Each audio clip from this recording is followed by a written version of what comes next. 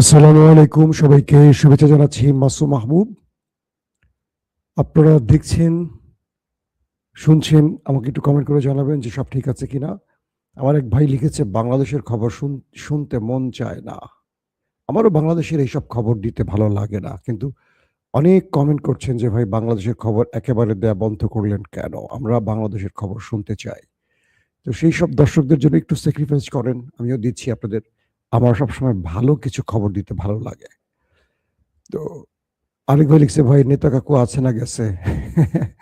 এখনো মনে হচ্ছে নেতা কাকু আছে। আমার একটু ঠান্ডা জ্বরের কারণে গলা বসে গেছে, একটু কষ্ট হলেও শুনে নেবেন। এক ভাই লিখছে, মাসুম ভাই আপনার শরীরের অবস্থা কি? ইনশাআল্লাহ আগের চেয়ে একটু ভালো, আপডেট হচ্ছে। আমার উপস্থাপনা আপনার ভালো লাগে ভাই, না? ওকে, থ্যাংক ইউ। দর্শক, আজকে অনেকগুলো গুরুত্বপূর্ণ খবর আছে, আল্লাহ সুস্থ রাখলে পুরোটাই দেওয়ার চেষ্টা করব। বলতে পারে আজকে অনেকগুলো খবর আছে এবং আপনার ধৈর্য সহকারে বসে থাকতে হবে। আমি প্রথমে বাংলাদেশের খবরটা সংক্ষিপ্ত আকারে একটু দিয়ে নিই, তারপর আমি চলে যাব, কারণ বাংলাদেশের সংবাদটা আমি খুব বেশি অল্প সময়ের জন্য দেব। প্রথম বিষয়টা হচ্ছে, বাংলাদেশ সংসদ এখন উত্তপ্ত হয়ে গেছে। আজকেও দেখলাম বিরোধী দলের নেতার সাথে স্বরাষ্ট্রমন্ত্রীর বাকচিত হয়েছে, বাট ভদ্রচিত্তভাবেই হয়েছে। আবার গণভোট এবং জুলাই সনদ নিয়ে জামাতের 11 জোট, জামাত সহ যে 11 জোট, তারা আগামী শনিবার বায়তুল মোকাররম থেকে আন্দোলন শুরু করতে যাচ্ছে। অর্থাৎ বিএনপির হানিমুন পিরিয়ড শেষ, এবার জামাত মাঠে নামছে তার জোটকে নিয়ে। বলা হয়েছে বিক্ষোভ, সমাবেশ, মিছিল বায়তুল মোকাররম থেকে, এবং সেখান থেকে পরবর্তী নতুন কোনো কর্মসূচির ঘোষণা দেয়া হবে। প্রশ্নটি হলো, 24-এর বিপ্লবের পর এত মানুষের প্রাণের বিনিময় যে বাংলাদেশ রচিত হয়েছে, যে বাংলাদেশের সবগুলো রাজনৈতিক দল ওয়াদা দিয়েছিলেন তারা একটা সুন্দর বাংলাদেশ গড়তে চান, তারা নতুন বন্দোবস্ত গড়তে চান, যে পুরনো বন্দোবস্তে হাসিনা ফ্যাসিস্ট হতে পারে, সেই বন্দোবস্ত আর চান না। এই প্রতিশ্রুতির পর রাজনৈতিক দল যদি আবারও ফ্যাসিজমের দিকে ফিরে যেতে চায় বা ফ্যাসিজমের সেই চিহ্নগুলোকে বাঁচিয়ে রাখতে চায়, এটা আমি মনে করব বাংলাদেশের জন্য সবচেয়ে বড় দুর্ভাগ্য। প্রথম কথা, আজকে আমি দেখলাম যে জামাত নেতা হামিদ হোসেন আজাদ, না হামিদুদ্দিন হামিদ আজাদ, মাঝখানে একটা নাম আছে, আমি ভালো নামটা জানি না, হামিদ কি আজাদ এরকম একটা নাম, সিনিয়র একজন পলিটিশিয়ান জামায়াতের, তিনি বলেছেন যে বিভিন্ন অধ্যাদেশ বাতিল করে বিএনপি হাসিনার চেয়েও বড় ফ্যাসিস্ট হওয়ার পথে এগুচ্ছে। কে বলছে? জামাতের একজন নেতা। সাংবাদিকদের ডেকে তিনি এই বক্তব্যটি দিয়েছেন এবং কর্মসূচি ঘোষণা করেছেন। আমি বিশ্বাস করতে চাই, যে দেশটির এখন প্রধানমন্ত্রী আমার সবচেয়ে প্রিয় মানুষ তারেক রহমান, তিনি বাংলাদেশটাকে আগের স্থলে আর নেবেন না, একটা নতুন বাংলাদেশ উপহার দিবেন, যেটা তিনি লন্ডন থেকে 18 কোটি মানুষকে বারবার প্রতিশ্রুতি দিয়েছেন। কেন যেন বারবার আমাদের সালাউদ্দিন ভাই আলোচিত হচ্ছেন, তার দায়িত্বটা অনেক বেশি দেখছি, তারেক রহমানকে সেইভাবে বক্তব্য রাখতে শুনছি না। তিনি শুধু বসে বসে হাসেন, তার হাসিটা বেশ সুন্দর, কিন্তু আমার কাছে অদৃশ্যভাবে কিছু জিনিস মনে হচ্ছে। আমি জানি না এটা সত্য কি মিথ্যা বা এটা কি হবে। বিএনপির উপর কারো দায় আছে, তো বিএনপি চাইছে যে তারা জুলাই সনদ গণভোটের পক্ষে থাকবে না। আমি জাস্ট একটা আইডিয়া দিচ্ছি আপনাদেরকে, সত্য না মিথ্যা জানি না, আমার রাজনৈতিক বিশ্লেষণ থেকে বলছি। কিন্তু বিএনপিও মনে মনে বা তারেক রহমানও মনে মনে চায় এটা হোক, কিন্তু যারা তাদেরকে ক্ষমতায় বসিয়েছে, সারপ্রাইজ গিফট করেছে, তারা চাচ্ছে বিএনপিটা না করুক। তাই তারা চাচ্ছে দেশে একটা আন্দোলন সৃষ্টি হোক, জামাত এটা নিয়ে চাপ সৃষ্টি করুক, এবং একটা টাইম পরে বিএনপিটা মেনে নেবে। বেগম জিয়া এই কাজগুলো করতেন, আমি তার সাথে ওপেন ডিসকাশনে তার কিছু এরকম তথ্য জেনেছি, আমার আগের দর্শকরা তাদেরকে সংক্ষিপ্ত কিছু ভাষণ আমি শুনিয়েছিলাম আপনাদের। তবে বিএনপির মধ্যে একটা বড় গ্রুপ আছে যারা সরাসরি ভারতের এজেন্ট হিসেবে কাজ করছে। তারেক রহমান তাদেরকে চিহ্নিত করেছেন। পর্দার অন্তরালে অনেক খবর আছে যেগুলো আমরা প্রকাশ করতে পারি না, জাতীয় নিরাপত্তার প্রয়োজনে, রাষ্ট্রের নিরাপত্তার প্রয়োজনে অনেক খেলা চলছে, বুঝছেন? তো সেখানে এখন পর্যন্ত আমার কাছে যে খবর আছে, তারেক রহমান পজিটিভ অবস্থানে আছেন, কিন্তু কিছু খেলা খেলছেন তিনি। কেন খেলছেন? তার উপরে চাপ আছে, কারণ তিনি দেশে এসেছিলেন যে চুক্তিগুলো বা যে শর্তগুলোর উপরে, তাদের কিছু দায় শোধ করতে হবে তাকে। তো তাকে একটু সময় দিয়ে সেই কাজগুলো করতে হবে, বাট তিনি চাইছেন বাংলাদেশে কিছু হোক। আর যদি সেটা না হয়, আমার ধারণা ভুল হয়, আমি মনে করব বিএনপির জন্য এই সময়টি, অর্থাৎ ক্ষমতার এই সময়টি হবে সবচেয়ে দুঃখজনক। কারণ যে বিএনপি বাংলাদেশের সবচেয়ে জনপ্রিয় দল, সেই বিএনপি শেখ হাসিনার পদাঙ্ক অনুসরণ করলে তার পরিণতি শেখ হাসিনার চেয়েও খারাপ হবে। লিখে রাখেন কাগজে, আজকেই লিখে রাখেন। শেখ হাসিনার সময় কথাগুলো আমরা বলতাম, তাই হয়েছে শেখ হাসিনার আগে আর পরে। তো কিছু কথা শুনতে হবে। হাইব্রিড নেতাদের, হাইব্রিড সাংবাদিকদের, হাইব্রিড বুদ্ধিজীবীদের কথা শোনা যাবে না। যারা হঠাৎ করে বিএনপি হয়ে গেছে, তারা অনেক পরীক্ষিত লোক, তাদের কথা শুনতে হবে। যদি বাংলাদেশে জুলাই সনদ বাস্তবায়িত না হয়, গণভোটের রায় ভুলণ্ঠিত হয়, মনে রাখবেন বিএনপিকে সবচেয়ে করুণ পরিণতি ভোগ করতে হবে। আর যদি আমি যেটা বলেছি তারেক রহমান সেই পলিসিটি আগান, অর্থাৎ তিনি চাচ্ছেন অদৃশ্য শক্তিকে খুশি করতে, যে বিএনপিটার বিপক্ষে, কিন্তু বিরোধী দল এবং জনগণের চাপে পড়ে বিএনপিকে করতে হয়েছে। যদি বিএনপি এই খেলাটা খেলে থাকে, আলহামদুলিল্লাহ, আমি চাই বিএনপি কাজটা করুক। তো অবশেষে জামাত আন্দোলনে নামছে। এই নতুন সরকারের, অর্থাৎ বিপ্লবের পর যে নতুন সরকার গঠিত হয়েছে, সেই সরকারের বিরুদ্ধে বিরোধী দলের প্রথম আন্দোলন শুরু হচ্ছে আগামী শনিবার বিকেল 4টা থেকে বাইতুল মোকাররমে। আমরা দেখতে চাই কি ঘটে বাংলাদেশে। দর্শক, চলেন আমরা চলে যাচ্ছি আন্তর্জাতিক খবরে, যেটার জন্য আপনারা বসে আছেন। ডোনাল্ড ট্রাম্পের বক্তব্যটা শুনেছি, 25 মিনিটের বক্তব্যটা, 23 থেকে 25 মিনিট ধারণা করছি। তার বক্তব্যে তিনি ইরানকে খুব ভয়ঙ্কর কিছু হুমকি দিয়েছেন। আপনাকে শুনছেন তো ক্লিয়ার না? একদম কোনো সাউন্ডে প্রবলেম হচ্ছে না? না, তো তিনি সরাসরি হুমকি দিয়েছেন কিভাবে? Back to the stone age, back to the stone age, পাথরের যুগে ফিরে যাও। ইরানকে বলেছে মার্কিন যুক্তরাষ্ট্রের প্রেসিডেন্ট, যদি তুমি না থামো, হরমুজ খুলে না দাও, তোমার উপর এত ভয়ঙ্কর অ্যাটাক হবে যেটা তুমি কল্পনা করতে পারো নাই বা পারবা না, এবং তোমাকে পাথরের যুগে পাঠানো হবে। পাথরের যুগ বুঝছেন তো? আগে ম্যাচও ছিল না, পাথর দিয়ে আগুন ধরাইতে হইতো। বন মানুষের যুগ, যেটাকে বলা হয়, মানে কি বলবো, এই টাইমটা হলো খ্রিস্টপূর্বের আগে। মানুষ যখন অধিকাংশ মানুষ যখন উলঙ্গ থাকতো, পৃথিবীর কিছু আবিষ্কার হয়নি। ইরানকে সেই যুগে পাঠিয়ে দেবে, অর্থাৎ ইরানের সকল প্রকল্প ধ্বংস হবে, শিক্ষা প্রতিষ্ঠান ধ্বংস হবে, বিদ্যুৎ প্ল্যান্ট ধ্বংস হবে, পানি প্ল্যান্ট ধ্বংস হবে, অর্থাৎ ইরানে কোনো আধুনিকতার কিচ্ছু থাকবে না। এত ম্যাসিভ অ্যাটাক হবে যেটাতে ইরান সেই পূর্বের পাথরের যুগে ফিরে যাবে। ডোনাল্ড ট্রাম্প ইরানকে ঠিক এই ভাষায় থ্রেট দিয়েছেন, এবং তিনি যে সোশ্যাল মিডিয়ায় লিখেছেন তার বক্তব্যের পর, সেটা হলো back to the stone age. Stone age বুঝছেন তো? পাথরের সময় পাঠিয়ে দেবে ইরানকে। যখন ডোনাল্ড ট্রাম্প এই অ্যাগ্রেসিভ বক্তব্য দিচ্ছেন এবং ইরানকে একটা ভয়ঙ্কর যুদ্ধের হুমকি দিচ্ছেন, ঠিক কয়েক মিনিট পর ইরান বড়সড় অ্যাটাক শুরু করে দিয়েছে আরব রাষ্ট্রে এবং তার বন্ধু বিবির দেশে। বিবি বোঝেন তো? নেতানিয়াহুর আরেক নাম। বলা হচ্ছে ইরান এত ম্যাসিভ আকারে ড্রোন, মিসাইলে, মানে তার অ্যাটাক সাজিয়েছে, প্রেসিডেন্ট ট্রাম্পের বক্তব্যের জবাব ইরান তার অ্যাটাকের মাধ্যমে দিয়েছে। মিস্টার ট্রাম্প, আমি তোমাকে নো বলে দিলাম, তোমার এই হুমকি ধমকিতে আমি না, তুমি আমাকে গলাতে পারবে না। যেটা সিদ্ধান্ত আমি নিয়েছি সেটাই, আমার শর্ত মেনে তুমি যা করো করো। আমার শর্ত না মানে তুমি মানে আমাকে পাথরের যুগে পাঠাবা, নাকি তুমি তারও আগে পাঠাবা, সেটা পাঠাও। ইরানের এই অ্যাটাকে জর্দানে মার্কিন যে বেজ মোটামুটি লন্ড ভন্ড হয়ে গেছে, এবং কাতার, দুঃখিত, কুয়েত, দুবাই তো ব্যাপক হিট হয়েছে।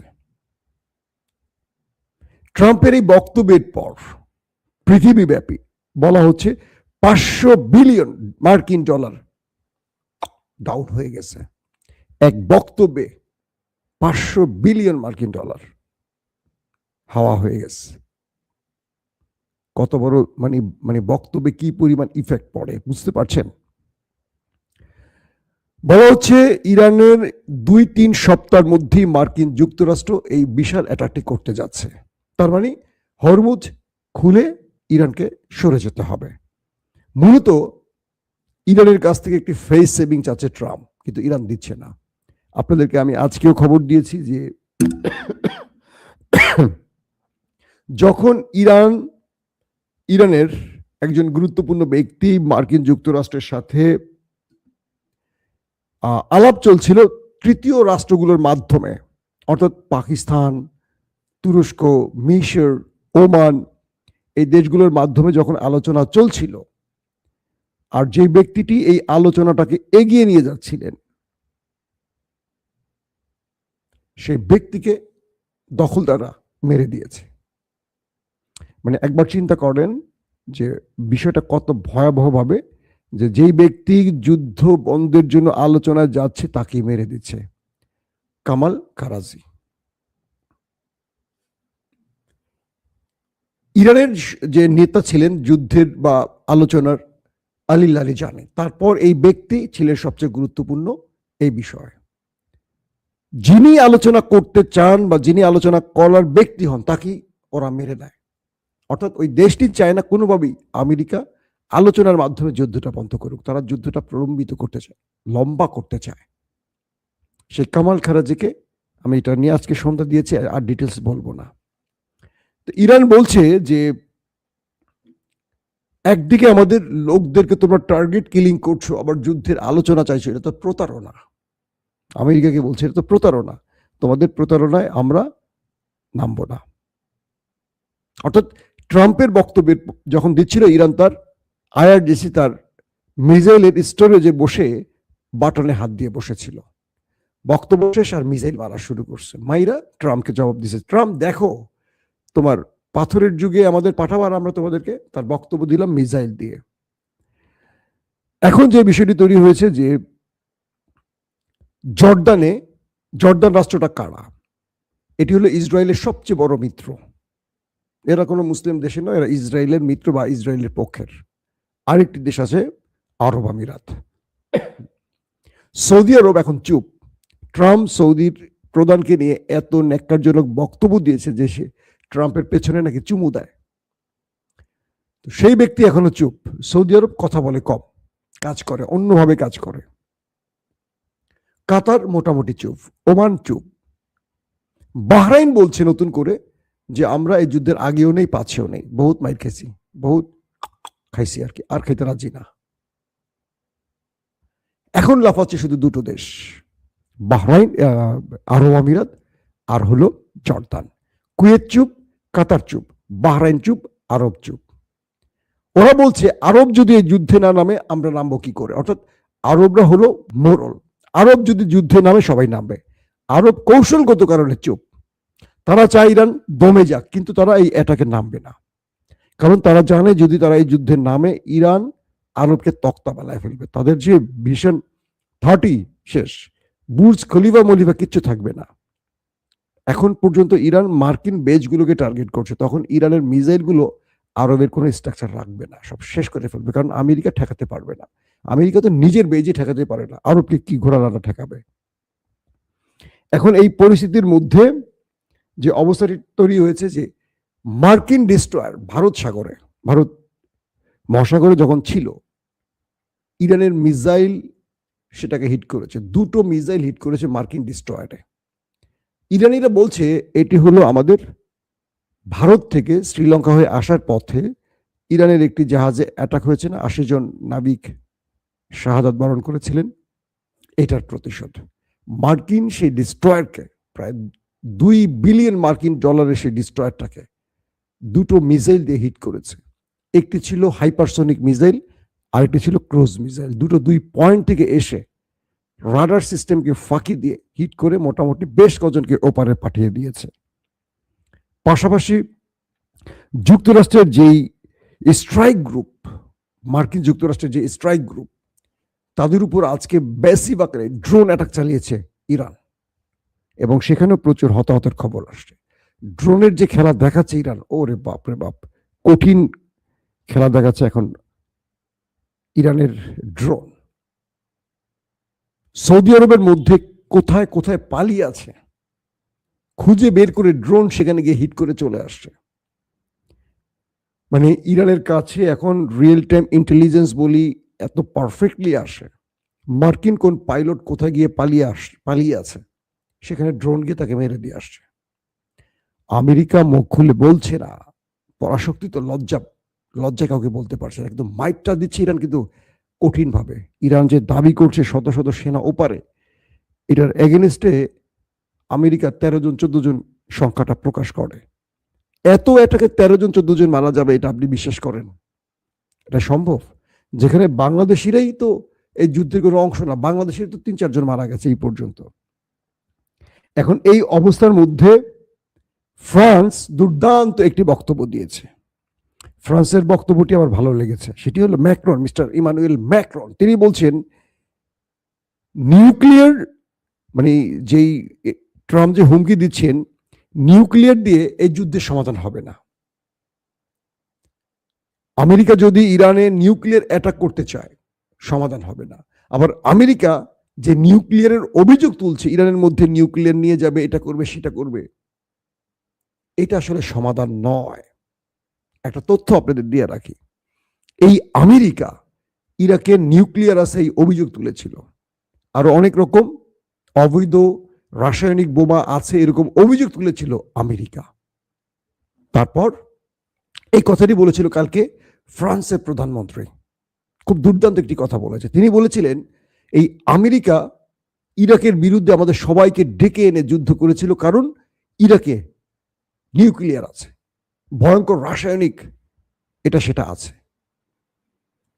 আমরা সবাই মানে সুসুর করে চলে এসেছি ট্রাম্পের ডাকে ইরাকে লড়াই করতে।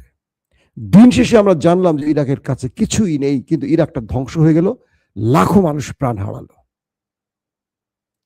তিনি বলছেন ফ্রান্স প্রধানমন্ত্রী যে আমরা এই ভুলটি আর করতে চাই না, আমরা আমেরিকাকে ঘাঁটি ব্যবহার করতে দেব না, স্পেনে মার্কিন ঘাঁটি বন্ধ, আমার আকাশ আমার জমিন ওদের জন্য নিষিদ্ধ করে দিলাম। একইভাবে Switzerland, Poland, France, German, Britain তারা সবাই আমেরিকাকে অসহযোগিতার ঘোষণা দিল এবং বলল তাদের দেশ থেকে কোনো আক্রমণ করতে দেবে না ইরানে এই ইউরোপের মোড়ল রাষ্ট্রগুলো। তো চিন্তা করেন, ম্যাক্রন বলছেন যে ইরানের ইউরেনিয়াম নিয়ে বা নিউক্লিয়ার নিয়ে এত আলোচনা বা যুদ্ধ শুরু, এটা তো যুদ্ধ দিয়ে এই নিউক্লিয়ারের আলোচনা নয়, এটি হবে টেবিলে বসে। ট্রাম্প অসুস্থ হয়ে তিনি এই কাজগুলো করছেন। কে বলছে? ফ্রান্স প্রধানমন্ত্রী ইমানুয়েল ম্যাক্রন। বুঝছেন? তিনি বলছেন হরমুজ শক্তি দিয়ে খোলা যাবে না, মার্কিন যুক্তরাষ্ট্র যে শক্তি প্রয়োগ করছে এইভাবে হরমুজ প্রণালী খোলা যাবে না। এটিও আলোচনার মাধ্যমে খুলতে হবে, যে ইরানের কাছে আলোচনাগুলো তুলতে হবে এবং ইরানের দাবি মেনে নিয়ে আপনি শক্তি প্রয়োগ করবেন, যুদ্ধ প্রলম্বিত করবেন, দীর্ঘ করবেন, পুরো পৃথিবী সংকটে পড়ে গেছে, লকডাউনে পড়ে গেছে। স্রেফ বাংলাদেশের মতো দেশ দেখেন কি অবস্থা, গাড়ির তেল পাওয়া যায় না। ঢাকা শহরে দেখলাম, কোথায় কোথায় দেখলাম মানুষ দীর্ঘ সময় দাঁড়িয়ে থেকে একজন মানুষ স্টক করে বা সেখানে মারা গেছে।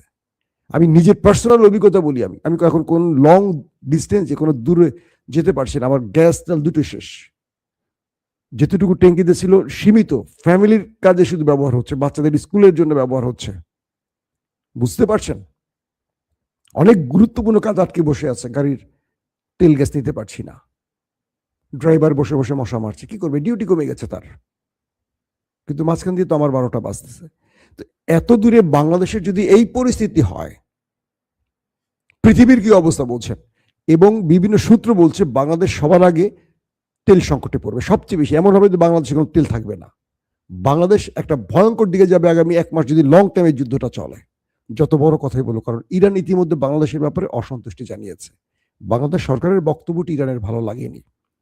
তো এই অবস্থার মধ্যে তিনি বলছেন ট্রাম্প একটু বেশি কথা বলেন, বাচাল। কি বলেন? কে বলছেন? ম্যাক্রন। তিনি কি বলেন তিনি নিজেও জানেন না, তার মধ্যে ম্যানার নেই। ট্রাম্পকে আগে ম্যানার শিখতে হবে। একটি এত বড় রাষ্ট্রের প্রেসিডেন্ট ট্রাম্পকে বলছেন ফ্রান্স প্রেসিডেন্ট, তার মধ্যে কোনো ম্যানার নেই, তাকে ম্যানার শিখতে হবে। তার মানে কি আমরা একটা জিনিস বুঝে গেছি যে মোটামুটি ইউরোপ ট্রাম্পের পাশে আর নেই। এখন ট্রাম্প হাঙ্কি পাঙ্কি যত কিছুই করুক, ইরান ছাড় দিবে না। এখন ট্রাম্প আসলে 2-3 সপ্তাহ পর কি করবে ইরানে, ধারণা করা হচ্ছে তিনি ফেস সেভিং না পেলে, আল্লাহ জানে, এ তো মাথা অর্ধেক না, পুরোটাই অর্ধেক বললে তো ভুল হবে, অর্ধেক চেয়ে বেশি খারাপ তার মাথা, কেন নিউক্লিয়ার অ্যাটাকে চলে যায় কিনা। কিন্তু আমেরিকা যদি ইরানের বিরুদ্ধে নিউক্লিয়ারে চলে যায়, এটা আর থামবে না। রাশিয়া চীন তার এই অন্যতম পার্টনারকে ছাড়বে না, কারণ এই যুদ্ধটা ইরানের যতটুকু তার চেয়ে বেশি রাশিয়া চীনের। তারা লাভবান হচ্ছে এবং ইরানের মাধ্যমে তারা তাদের অধিকার ফিরে পাওয়ার সব চেষ্টা করছে। আর এই জন্য এই দেশ দুটো সর্বোচ্চ সাপোর্ট দিয়ে যাচ্ছে। বলা হচ্ছে ইরানের অধিকাংশ আক্রমণের যে ইন্টেলিজেন্স তথ্যগুলো আসে, উপগ্রহ তথ্য আসে বা স্যাটেলাইট ইমেজগুলো ধরে কোথায় মার্কিন ঘাঁটি, কোথায় তাদের মুভমেন্ট, যেই তথ্যগুলো আসছে, এর ম্যাক্সিমাম চীন এবং রাশিয়া ইরানকে দিয়ে থাকে। আবার ইরানের মিসাইলকে শক্তিশালী করতে দ্রুত কাঁচামাল ইরানে পৌঁছে দিচ্ছে, কারণ প্রতিদিন অজস্র মিসাইল ব্যবহার হচ্ছে, আবার আমেরিকা হিট করে অনেক মিসাইল ধ্বংস করছে। ইরান ফুল টাইম 24 ঘন্টা এখন শুধু মিসাইল তৈরি করছে আর ড্রোন তৈরি করছে, কারণ এই দুটো জিনিস দিয়ে ইরান পুরো যুদ্ধের নীতি, যুদ্ধের মিথ পরিবর্তন করে দিয়েছে ইরান। পৃথিবীর তাবৎ মূল্যবান ভয়ঙ্কর অস্ত্র আমেরিকার কাছে আছে, কিন্তু ড্রোন আর মিসাইল দিয়ে এতগুলো দেশকে একা পেটাচ্ছে ইরান, এটা কেউ কল্পনা করেনি। আর আমেরিকা কখনো মার খায়নি, মার দিয়ে গেছে। কেউ ঘুরে মারবে শক্তি কেউ দেখায়নি। ইরান যখন ধরছে টাইট মতো, বাকিরা বুঝে গেছে যে এটাই সময় ওরে চেপে ধরার, কিন্তু ভিতুরা এগিয়ে আসছে না, তারা চাচ্ছে ইরানই শেষ করে দেখ, আমাদের মতো আর কি। আর ইরান আরেকটা মার, আরেকটা মার, মার, হ্যাঁ হ্যাঁ মার মার। বাংলাদেশিরা করে না, দুজন মারামারি করলে দোস্ত আরেকটা মার, আরেকটা মার, সে দূরে দাঁড়িয়ে রয়েছে। তো আমরা মুসলিম দেশগুলো অপেক্ষায় আছে ইরান কিছু একটা করুক। ধরুন সৌদি আরবে একটা ভিডিও দেখলাম, মার্কিন টার্গেটে হিট করেছে ইরান, মিসাইল মেরেছে, অনেক সেনা ধূপধাপ করে সেখানে পড়ে গেল, অক্কা গেল, উপরে গেল, আগুন জ্বলছে মার্কিন ঘাঁটিতে। যিনি ভিডিও করছেন আল্লাহু আকবার আল্লাহু আকবার বলছেন সৌদি আরবের ভেতরে, দুবাইতে, কাতারে, কুয়েতে, এই ভিডিওগুলো দেখেছেন হয়তো আপনারা অনেকে। তার মানে ওই দেশের রাজা বাদশারা আমেরিকার কাছে মাথা বিক্রি করলেও জনগণ তো করেনি। জনগণ কিন্তু একটা জিনিসই চাইছে, ইভেন ভারতের মানুষও চাইছে অনেকে, যে ইরান বিজয়ী হোক। কারণ মাতাব্বরি, মোরলগিরি কেউ আসলে পছন্দ করে না। তোমার মন চাইবে তুমি এক গাজার মানুষকে মেরে ফেলবা, বিবিকে দিয়ে, মানে নেতানিয়াহুকে দিয়ে, বিচার নেই। তুমি জাতিসংঘকে বলছো তুমি একটা প্রস্তুতি নাও, আমরা নিউক্লিয়ার অ্যাটাক করতে পারি, এটাকে তুমি বৈধ করতে হবে। জাতিসংঘকে দিয়ে আমেরিকা ইরানের নিউক্লিয়ার অ্যাটাকে বৈধতা দেওয়ার জন্য কাজ শুরু করে দিয়েছে। তার মানে ট্রাম্প যদি ফেস সেভিং না পায়, ইরানে বড় কিছু ঘটাবে। আর এটুকু বলতে পারি, ইরান এত ছোট দেশ না রে ভাই। আপনারা ইরানের সম্পর্কিত ম্যাপটা দেখবেন, বিশাল দেশ। ইরানে অ্যাটাক করে ইরানকে কবজা করা বা ইরানকে দুর্বল করা এত সহজ হবে না ট্রাম্পের জন্য। 11,000 অ্যাটাক তো গতকালকেই বলছি। সামনের দিনগুলোতে ট্রাম্প আরো বেশি আক্রান্ত হবে, শুধু হবে তা না, পুরো আরবের মধ্যে অনেক বড় আক্রমণ ইরান করে বসবে।